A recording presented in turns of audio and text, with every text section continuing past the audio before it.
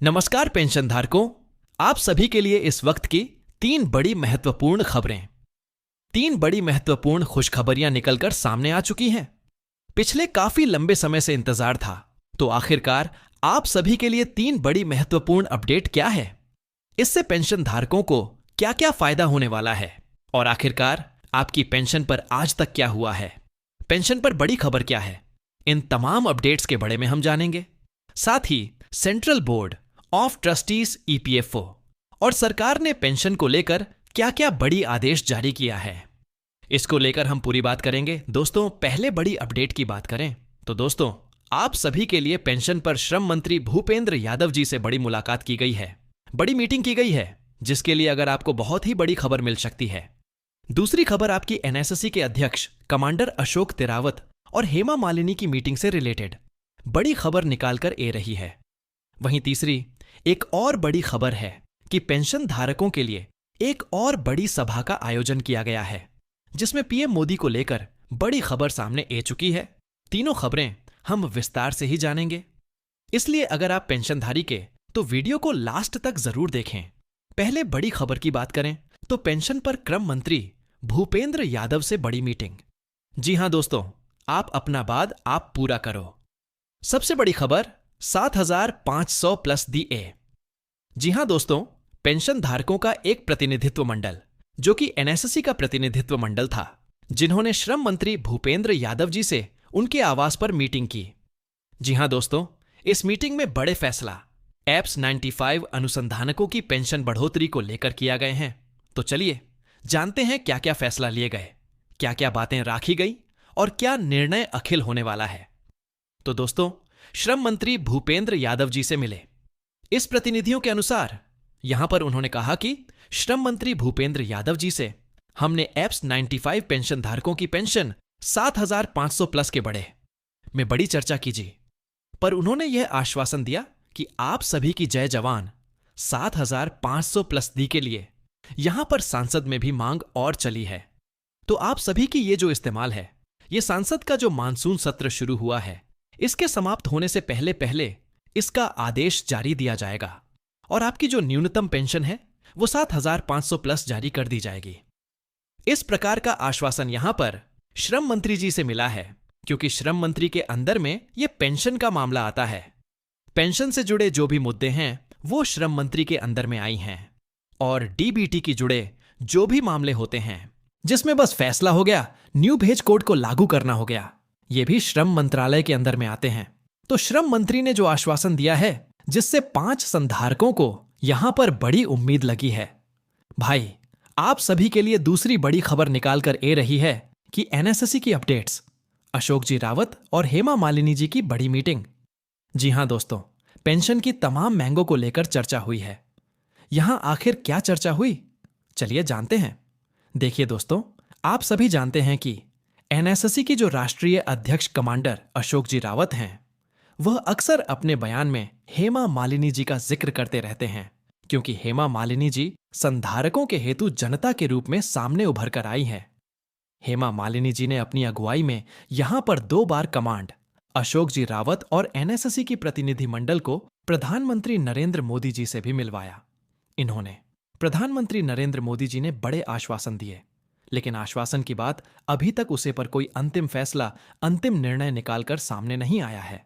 लेकिन यहां पर बड़ी खबर आप सभी के लिए कमांडर अशोक जी रावत और हेमा मालिनी जी की बड़ी मीटिंग से निकालकर ये आई है कि उन्होंने जो पेंशन धारकों की तमाम मांगे हैं, जिसमें 17 प्लस डै और जो मेडिकल संस्था है स्वास्थ्य सेवाएं हैं, उसको लेकर बड़ा गहन चिंतन मंथन और विचार किया गया, जिसके बाद हेमा मालिनी जी ने कमांडर अशोक जी रावत स्वीकार की। हमने जब 2 बार प्रधानमंत्री मोदी जी से मुलाकात की थी तो उन्होंने आश्वासन दिया था, लेकिन अभी मैं पर्सनली तौर पर पीएम मोदी से मुलाकात करूंगी और पीएम मोदी से इन तमाम मानव के बड़े में बात करूंगी जी। पर यहां पर तुरंत प्रभाव से एक्शन लेते हुए यहां पर हेमा मालिनी जी ने एक बार फिर से पीएम मोदी से बड़ी मुलाकात की है। आप यहां पर तस्वीरें में साफ साफ दिखे सकते हैं।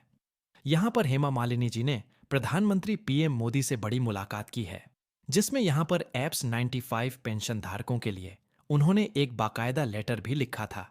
पीएम मोदी के उसे पर हस्ताक्षर है और यहां पर हेमा मालिनी जी की भी यहां पर उसके हस्ताक्षर है। तो यहां पर पीएम मोदी ने इस लिखित पत्र में पेंशन धारकों की तमाम मांगों को जल्द पूरा करने का आश्वासन भी दे डाला है। तो दोस्तों, आप सभी के लिए जल्दी ये मांगे पूरी हो सकती है, ऐसा यहां पर आश्वासन पीएम मोदी ने जरूर दिया है। साथ ही साथ दोस्तों, अब आपकी तीसरी खबर की ओर बढ़ते हैं। तो तीसरी खबर दोस्तों, आप सभी के प्रतिनिधित्व कर रही एनएसएससी राष्ट्रीय संघर्ष समिति की बड़ी सभा से रिलेटेड है। जी हां दोस्तों, पेंशन बकों की बड़ी सभा। प्रधानमंत्री जी, अपना वादा पूरा करो साथ। 1500 प्लस ईपीएस 95 बढ़ोतरी जल्द से जल्द की जाए, इसको लेकर यहां पर एनएसएससी यानी कि राष्ट्रीय संघर्ष समिति के एक प्रतिनिधि मंडल ने बड़ी सभा की है, जिसमें मुख्य बैनर था माननीय प्रधानमंत्री जी, आपने जो वादा किया अपना वचन निभाए। जी हां दोस्तों, उन्होंने प्रधानमंत्री जी से गुहार लगे हैं कि प्रधानमंत्री जी ने जो वादा किया है इस जल्द से जल्द पूरा किया जाए। तो प्रधानमंत्री जी ने वादा ही किया था कि जो 7500 प्लस की जो मांग है कर्मचारी की, वो जायज है।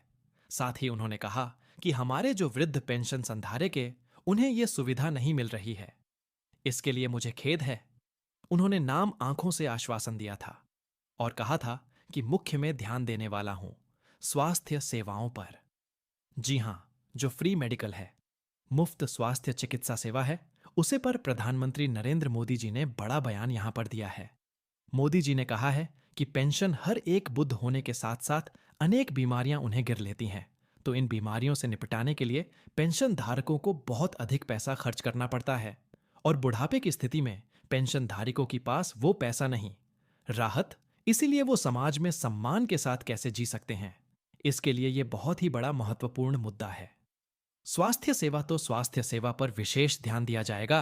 और संसद का जो शुरू हुआ है मानसून सत्र, इस संसद की मानसून सत्र के अंदर ही पीएम मोदी ने ऐलान किया था कि एक बार फिर से 95% बढ़ोतरी और स्वास्थ्य सेवाओं से संबंधित जो भी यहां पर प्रोत्साहन का तैयारी है उसे जल की ए जाएगा।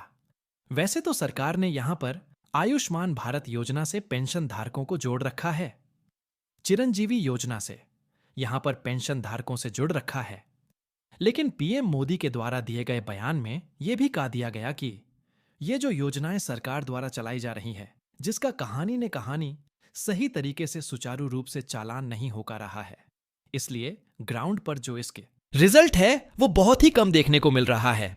पेंशन धारकों को इसका लाभ बहुत ही कम देखने को मिल रहा है, इसीलिए पेंशन धारकों को इसका लाभ ज्यादा कैसे मिले।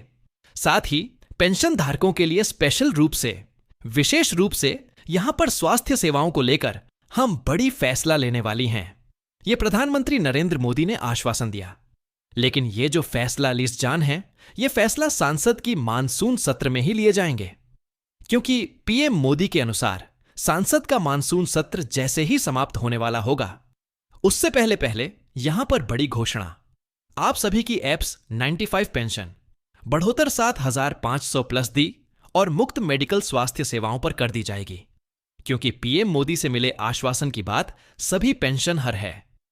क्यों यहां पर काफी अस्वस्थ नजर आ रहे हैं, क्योंकि पीएम मोदी ने आश्वासन इसीलिए दिया था दोस्तों, क्योंकि लगातार जो पेंशनधारी के वो डिमांड कर रही थी, मांग कर रही थी, और धरना प्रदर्शन आंदोलन और रैलियां साथ ही साथ अंश पर बैठे हुए पेंशनधारी थे, और जिसमें प्रधानमंत्री मोदी ने यहां पर एक बयान दिया था जिसमें हम मूलधन का भी जिक्र किया।